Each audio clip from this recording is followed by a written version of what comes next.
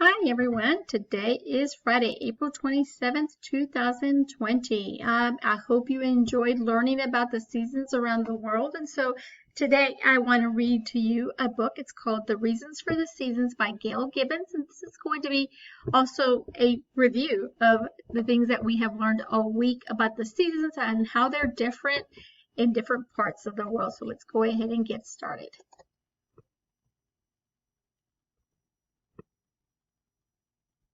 Okay, The Reason for the Seasons by Gail Gibbons. I do not own the rights to this book. Let's get started. Okay, let me move this away. Okay, here we go. Spring, summer, autumn, winter. These are the 4 seasons of the year. The sun warms the surface of Earth, the planet we live on.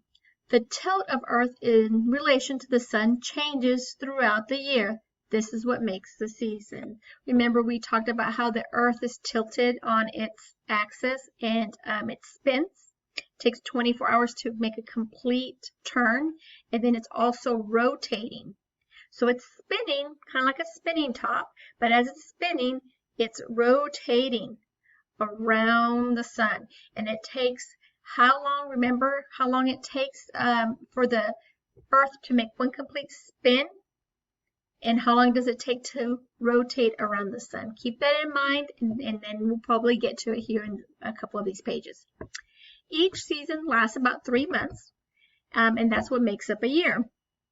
That's how long it takes for Earth to revolve. So here we go. It takes 1 year for the sun to rotate around the sun. I'm sorry, for the Earth to rotate around the sun. As the Earth circles the sun, different parts of Earth are closer to the sun than others. This affects the amount of light and the heat that they receive.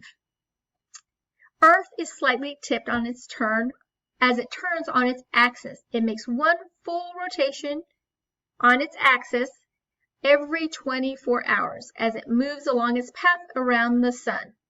When the North Pole is tipped towards the sun and the South Pole is tipped away, it is summer in the Northern Hemisphere and winter in the Summer Hemisphere.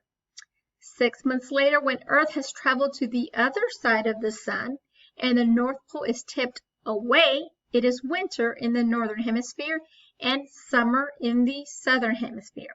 The seasons of one hemisphere are always opposite of those in other hemisphere. So when it's winter in the Northern Hemisphere, it's summer in the Southern Hemisphere. When it's summer in the Northern Hemisphere, it's winter in the Southern Hemisphere.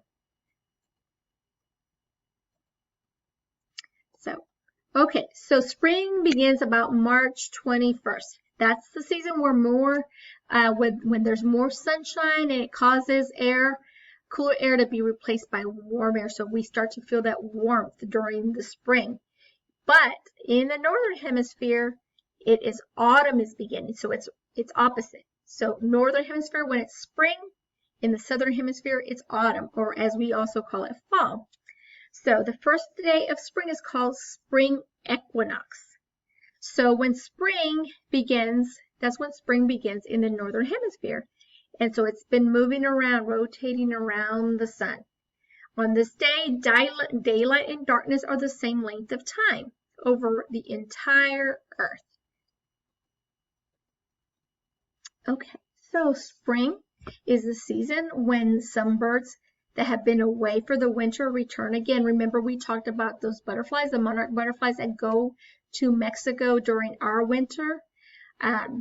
It's called migration, when they all move together and they move away. Some whales migrate too. Some animals that slept all winter wake up and look for food. Spring winds are good for kite flying. How many of you fly kites? It can be fun on a windy day, can it? Also in the spring, it seems like everything comes alive again. Trees grow new leaves and flowers bloom and crops are planted. So some of those foods that we have, farmers plant their crops. So then slowly the days in the northern hemisphere, it's above the equator, they start to become longer. And that's because the earth is now tilted toward, the northern hemisphere is now tilted toward the sun. We see the sun higher in the sky, and there's more light directly reaching the ground. And so we have the summer days are longer.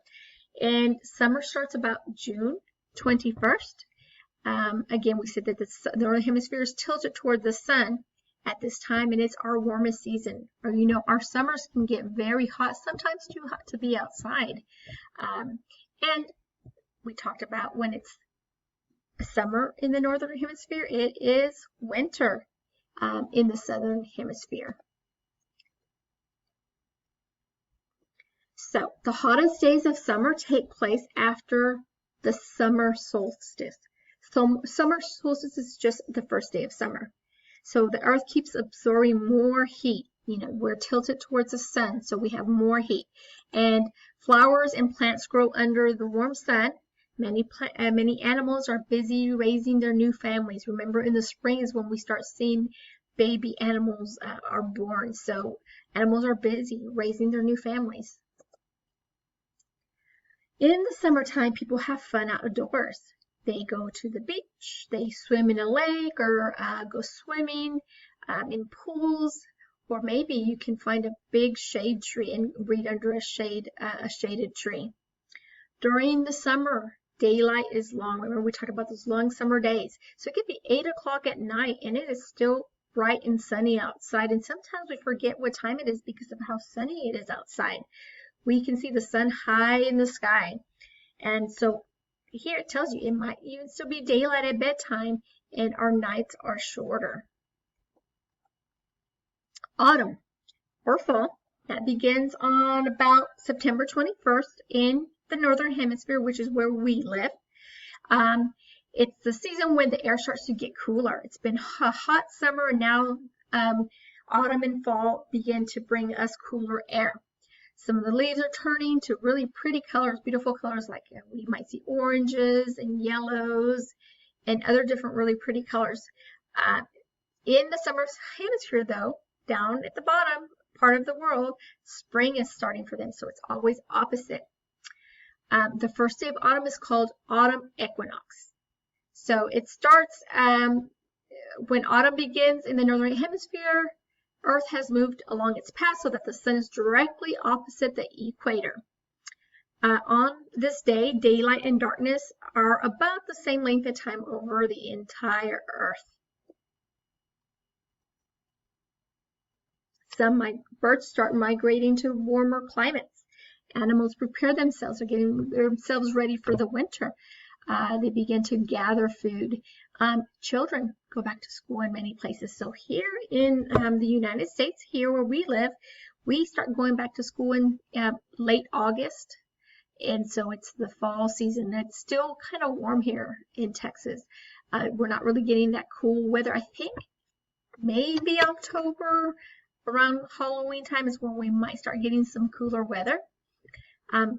Autumn or fall, like we know it as well, is a harvest season, and that's when farmers start gathering their crops. And there are fairs, and we might see farmers markets with crops that are ready, and the farmers are selling vegetables and fruits. So let's talk about winter. In the northern hemisphere, winter begins about the 21st. This is the time of the year the northern hemisphere is tilted farthest away from the sun. So you see up here at the top part, that's the northern hemisphere, that's us. We're tilted away, the furthest away from the sun. So that's when it's the coldest season for us of the year. In the southern hemisphere, though, summer's beginning. And we don't get super cold winters, but we do get some of that colder weather where there are days that maybe we have to throw in a jacket, sometimes even a coat with scarves and a hat and mittens sometimes.